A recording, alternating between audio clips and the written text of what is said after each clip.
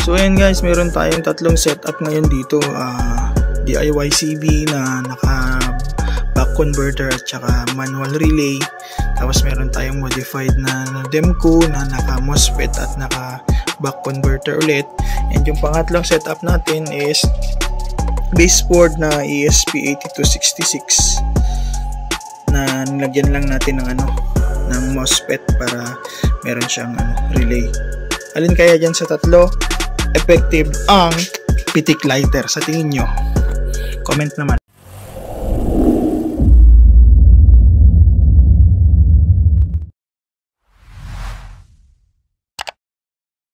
To $30 per 1,000 clicks on linkforties.net.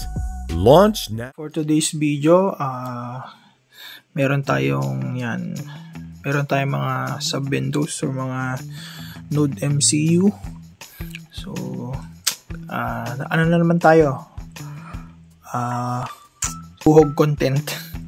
Tuhog content kasi discuss natin yung mga yung buntek kasi, buntek coin slot daw is hindi tinatamaan ng pitik lighter. So, tatry natin para makita natin kung anong katotohanan. And then, may dito test A is sub-bendo na modified pero naka MOSFET at naka lang siya, naka back converter. Yung set B at saka ang isang modification pala niya is bakit naglalagay kami ng antenna dun sa Node MCU. Then dito naman meron tayo ditong meron tayong DIY na custom board. Test natin kung gagana siya sa pitik or hindi. So bale ang difference niyan dito is syempre ito meron din siyang antenna at buntek din ang gamit niya. And then ang difference nila is syempre DIY custom board naka pa rin siya, tawag mo dito back converter, pero naka manual relay tayo. So yun ang difference. So tingnan natin kung alin ba ang mas effective, ito ba or ito. And then itong pangatlo naman is baseboard.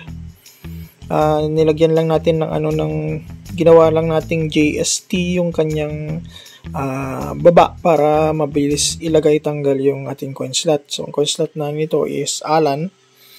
Yan. Then ito Node MCU pa rin pero wala siyang antenna and wala siyang back converter kasi built-in na siya. And then naglagay tayo ng MOSFET niya para sa kanyang relay. Then ang lahat ng yan ay dito magko-connect dito sa ating old na half light.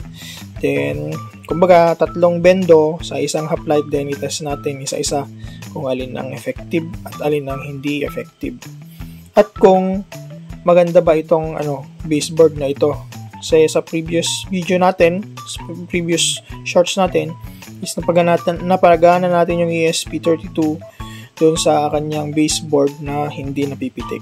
So una guys, ito muna ang i-set up natin. So hindi natin sila pwedeng pagsabay-sabayin isaksak kasi magiging conflict, hindi natin alam kung saan tayo nakakonect. So una, ito muna ang ating isa-set up at papangalanan natin siyang binigyan natin siya ng pangalang DIY CB. So andito siya. So meron tayong DIY CB, baseboard, DIY CB, and mod node or modified Node Demco. So una, magko-connect muna tayo dun sa available na naka 1.5 setup. Yan. Yan muna tayo mag-connect.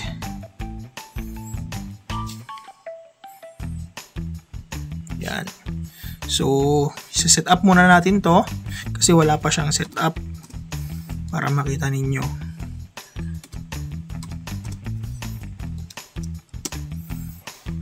Okay, not now. Then, yan, wala pa siyang setup as in fresh pa yan. So, gagawin ko is ito ako sa system config. So, papangalanan natin siya yan. Ito siya. So, DIY CB. So, papangalan natin siyang DIY CB. Yan siya, DIY CB. Then, scan natin. Okay. So, ayun. So, kung mapapansin nyo, meron siyang antena and malapit lang yung ano sa kanya. Andun lang yung half light, andun lang siya. So, try natin kung gagana itong ating modified antenna or hindi. So, dito guys, ito, yan. LAN cable lang to. Yan siya. Yan. So, hindi yan hindi nakalabas yung copper wire niya. LAN cable lang to. Yan, try natin itutok doon. Yan. Then, scan ulit natin. Ayun, 68. 68. Oh, 68 na. So, kanina is parang 50. 50 lang siya. Yan. Itutok natin ng mabuti. Lapit natin doon. Pakita natin kung effective ba ito o hindi. Siyempre din sa mga nakasubok na, alam na nila yung sagot. Yan, so medyo nakatutok. So 68, scan natin ulit. Yan, bumalik sa 58. Okay, so anyway, select na natin yan. Then modify natin ng konti.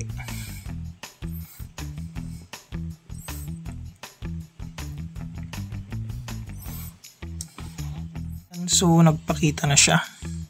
Ito siya, si 247. Yan. So static lang natin.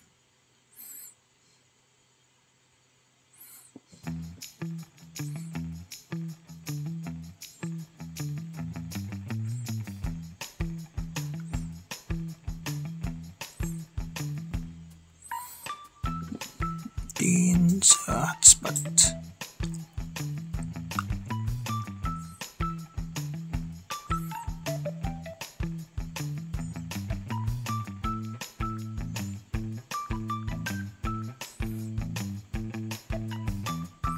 Ito siya, ito. Tanggalin muna natin pala yung mga yan. Yung mga naunang pala natin yan. Testing. Yan. So ito siya 247. So make binding tayo. Then bypass. So lagyan natin siya ng comment sa DIY CB.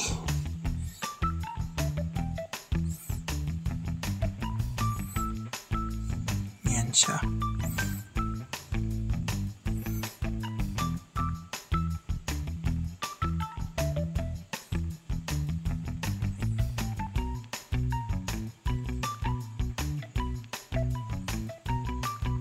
So ayun na, okay na.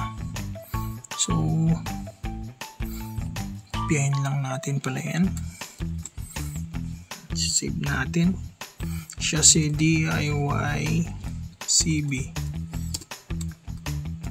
Yan yung kanyang MAC at yung kanyang IP.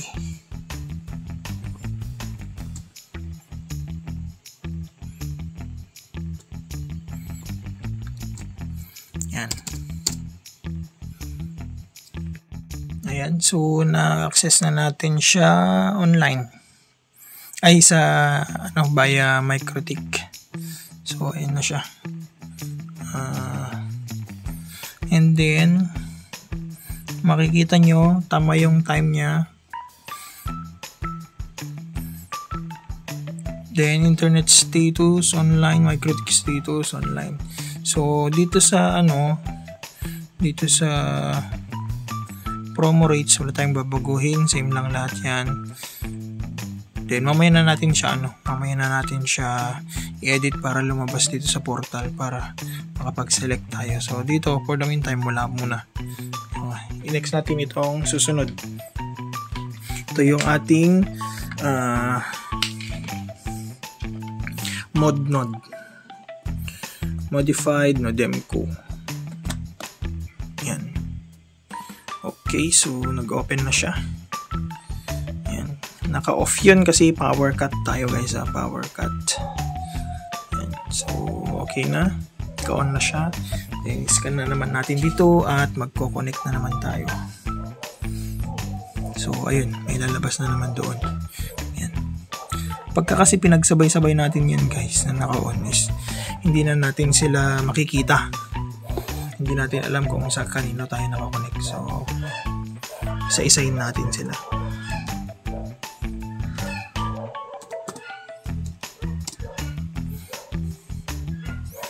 Yan. So, ito si mod node. Yan. Mod node. Then, scan tayo. Oh, bakit ganun? Bakit 100%? Meron din siyang antenna guys Yan, pero ang difference niya is, tingnan nyo. Yan, nabalatan siya. Kita nyo yun? Andyan lang, katabi lang niya yung kanina, pero 58% yan. Ito, mas malayo ng konti, pero hindi pa nakatutok doon, pero 100%. Oh, di ba? Ulitin natin, baka namalikmata lang tayo. Ayun, 100% pa rin guys. 100% pa rin siya. See? So, at least meron na kayong isang tip. Okay, so i-modify lang natin ulit. So, ayan. Ito siya, 246. 246. So, static lang natin siya.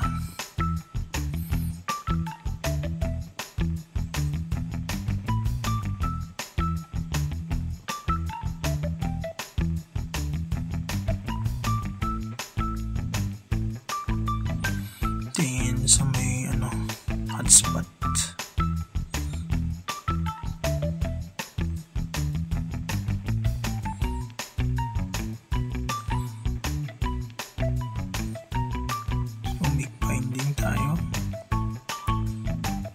Bypass.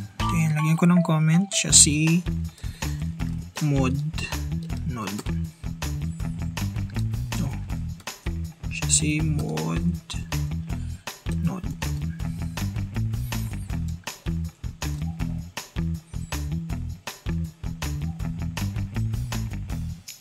Yan. So, dalawa na yun. Si mod node at si DIY CB. So, add ko lang na dito. Siya si mod node. Ilang percent kanina to? 58%. Yan. Then, kunin lang natin yung MAC niya. MAC.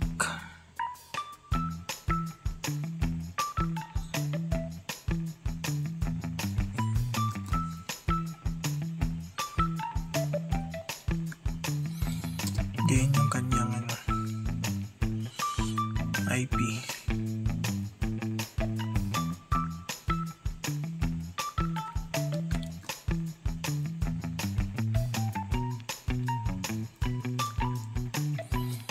Then ito 100% to guys So kumbaga dito parang hindi mo na kailangan ng ng additional access point or router malapit dun sa node MCU. Kasi nakaka 100% na siya. And lastly, yung ating pangatlong setup.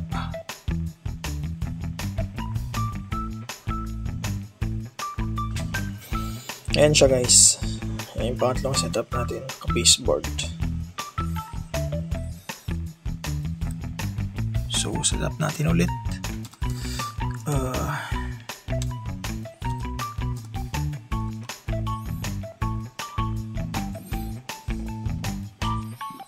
Then, config. So, siya si baseboard. Baseboard. Ayan. Then, scan natin. Kalapit lang sila. Nasa tabi niya lang mismo. Natin. Yun. So, 100%. So, ganun pala, no? pag may antena siya, magkatabi lang sila mismo. Ayun, magkatabi lang sila mismo dun. Okay, so mag-edit ulit ako. So nagpakita na siya si 245. Okay, so magkakasunod sila 46, 47, 46, 45. So mix static lang. Oh no, nangyari.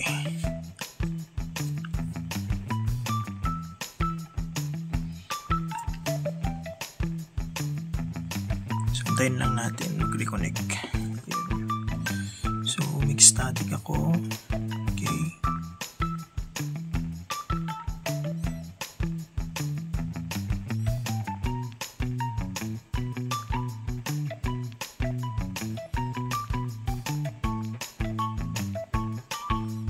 So, dito tayo sa host C245.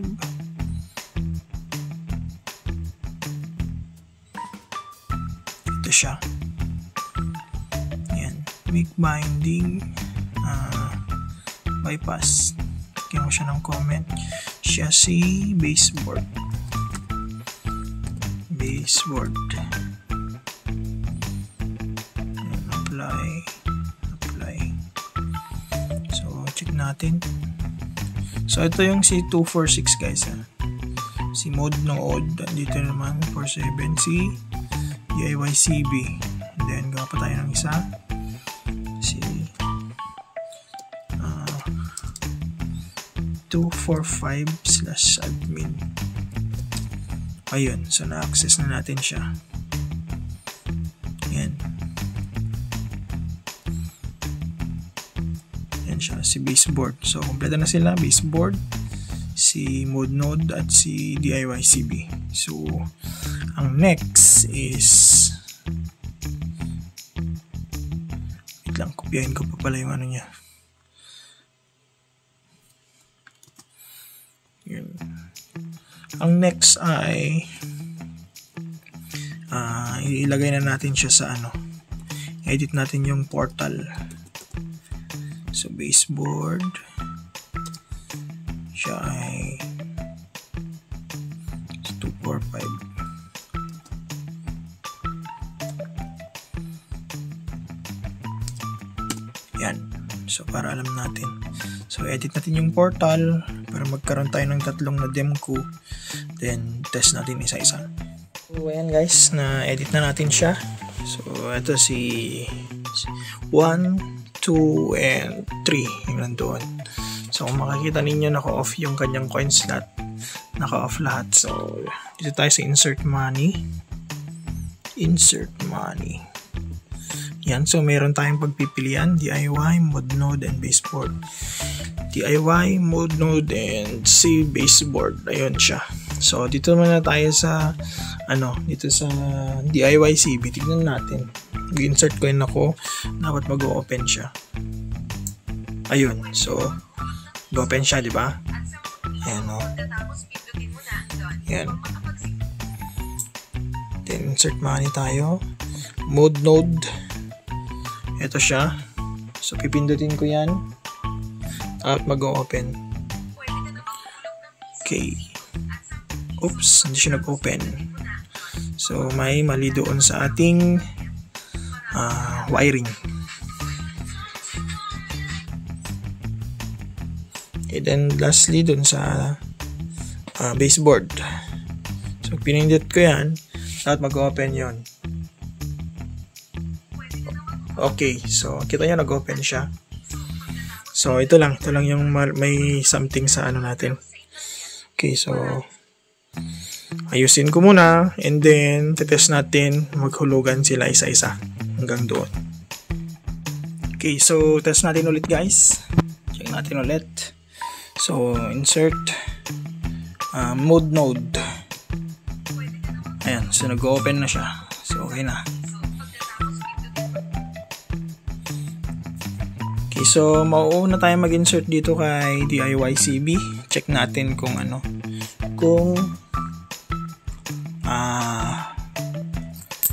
nagre-read siya. Yan, so insert coin. Open na siya.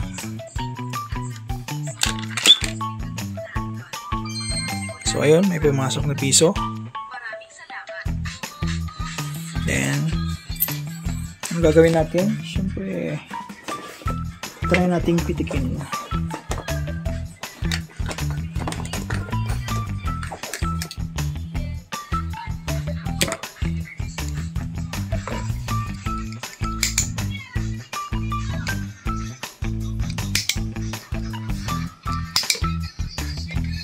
Choke.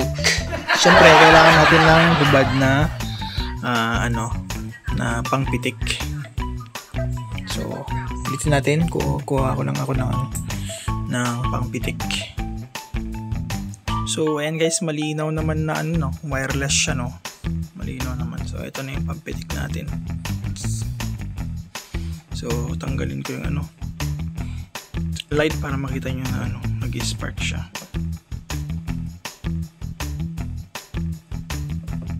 Aray, ba't naman ganun?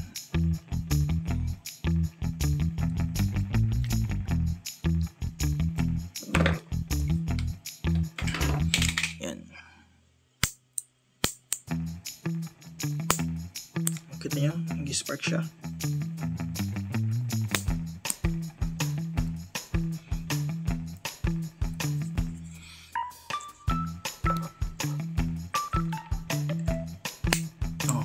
Okay, spark. Okay, so doon tayo sa DIY CB. Insert coin. Ayan siya. So, hulugan natin ulit.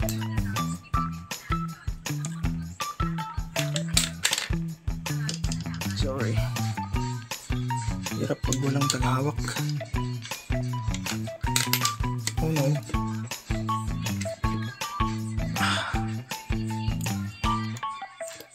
Lang hirap guys pag walang tagahawak. Pasensya na.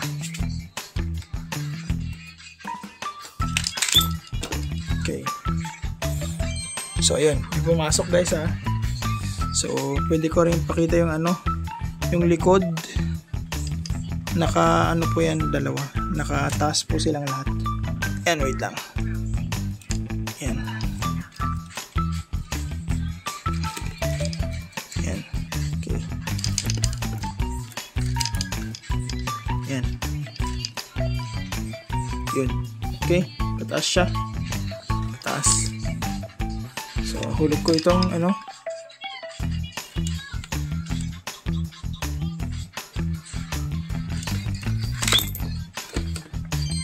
Okay. So, ayan. May pumasok. Ayan. Patayin ko lang to. Then, pitikin ko siya.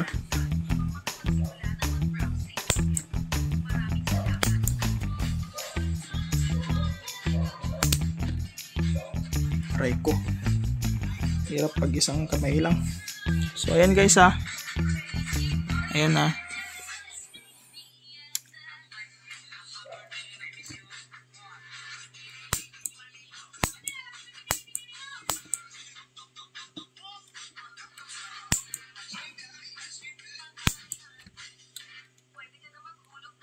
Okay. Sakit na ng kamay ko. So wala siyang perfect. Okay, done paying ako. Yan. So, namatay na siya. So, safe yung ating DIY CB. Ay, sakit sa kamay nung magpitik ha. So, kunin ko lang yung pera ko ulit. 3 pesos. Ayan. So, next tayo. Dito tayo sa ating node. So, papakita natin guys kung pag modified ba yung node is gumagana pa rin ba yung pitik or hindi na. Okay, so try natin. So insert money, mode node. Ayun, mode node. Yan. So gising na siya.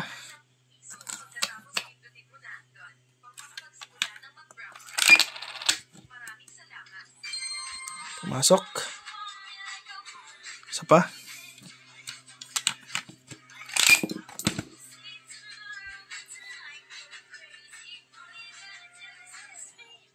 Oh, wala na. Pa.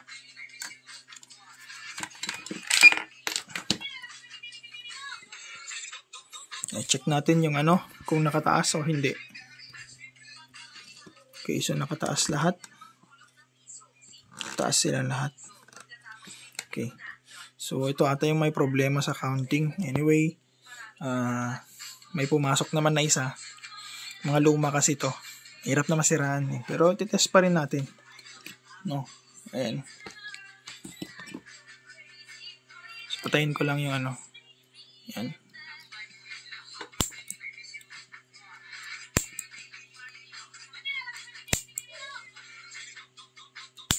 Aray.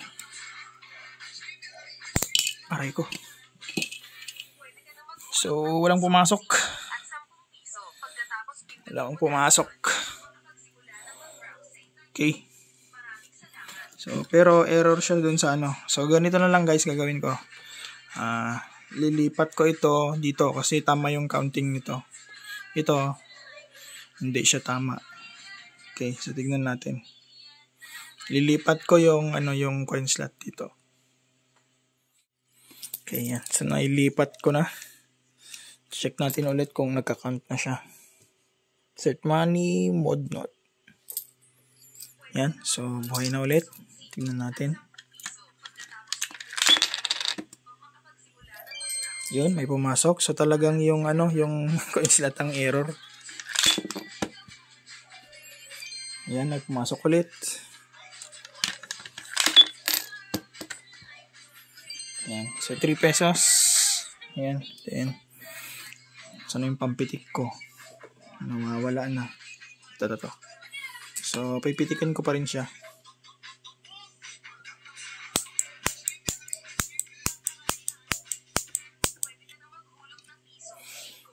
Okay. So, wala. Okay. Modified node, guys. Then, lastly, insert money ulit tayo. Doon tayo sa ating baseboard. Yan, kunin ko lang yung aking bariya. 3 pesos pa rin. Yan. So, insert money. Baseboard. Ito siya. So, Alan. So, mag-insert ako.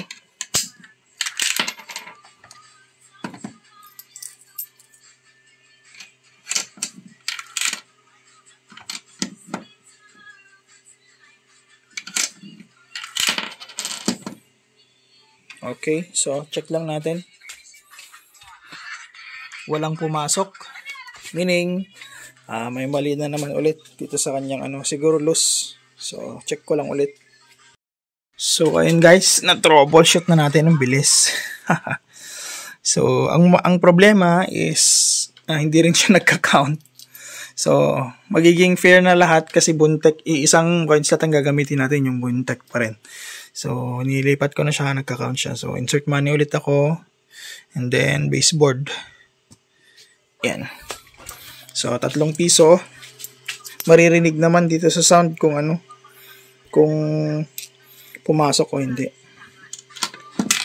Oops.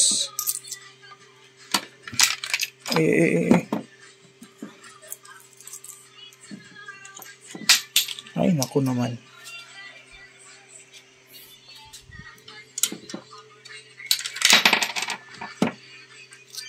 Okay, meron pumasok. 2. 3, tignan natin. Ayun, 3 pesos. Then, pitikin natin siya ulit. Tignan natin kung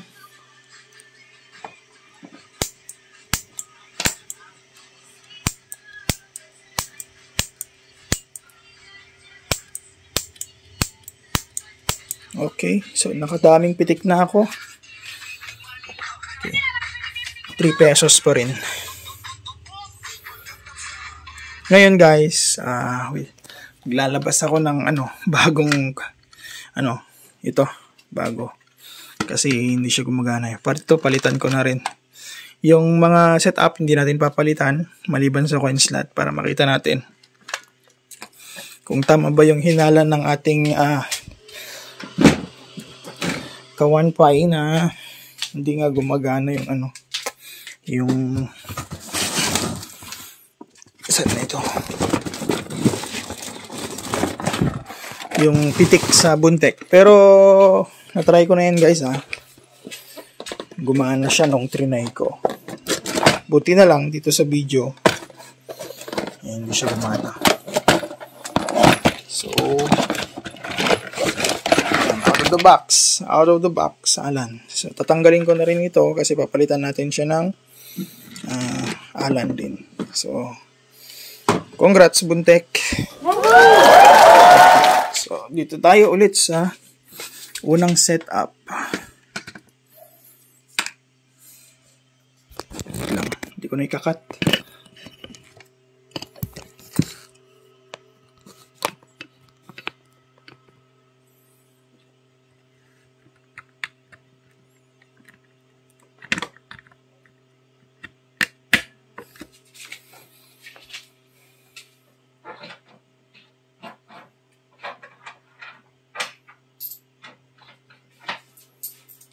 Yan, so kumbaga guys, wala tayong pinalitan kahit ano, yung ano lang, yung point slot lang. Same setup pa rin tayo, yung ating DIY baseboard using manual relay and back converter. Back converter modified na Demco with MOSFET. So ready na. Balik tayo kay DIY CB. So buhay na siya ulit. And insert tayo. Yun, may pumasok. May pumasok ulit. Yan, so 3 pesos. Next, pipitikin natin siya.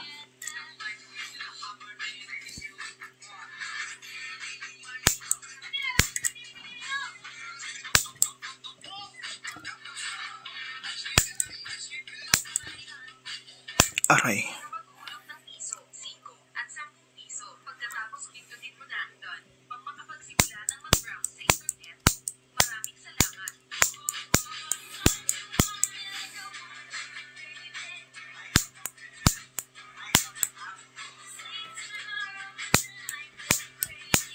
Parang walang spark, no?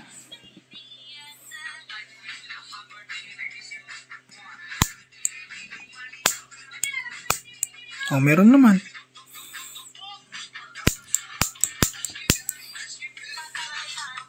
So, 3 pa rin. Okay, so, medyo effective ating DIY CB. Next, punta tayo sa modified na Demco. So, bago natin pindutin yan guys, syempre, kailangan kong ilipat yan. Lipat. Okay. So, medyo nagkaka-error kanina dito kasi ano to, 5 pins kasi ito galing sa buntek. Eh, itong Allen is 4 pins lang. Do okay pa rin naman. Yan. May konting adjustment lang. Yan. So, mode. Yan, buhay na siya.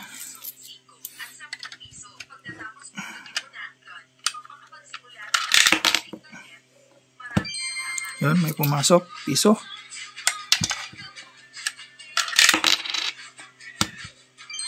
Dalawang piso.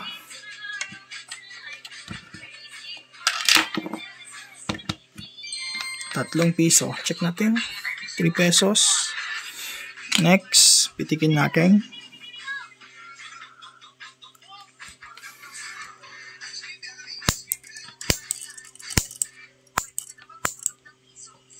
Sa loob.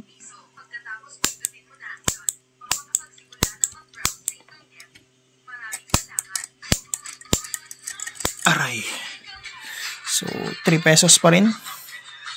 So, done paying ako. So, walang pumasok. So, effective din yung ating modified na Demco. Next. Punta tayo sa dito. lang guys. Mahirap pang isa lang, dalawa lang ang kamay.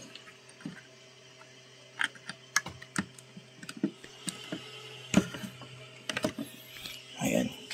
So, hoping na maganda yung contact. Ay, hindi. Ayan, okay na.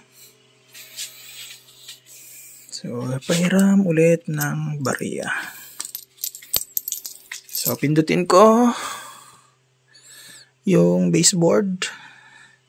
Tayo. Okay. So, ayun. Buhay na siya.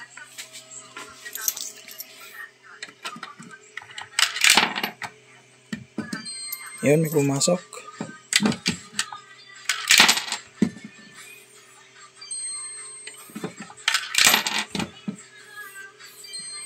Next, pipitikin natin siya.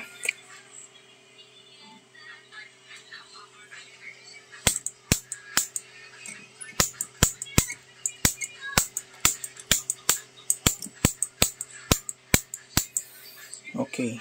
So, tanggalin ko na siya. Kasi meron tayong next na susubukan.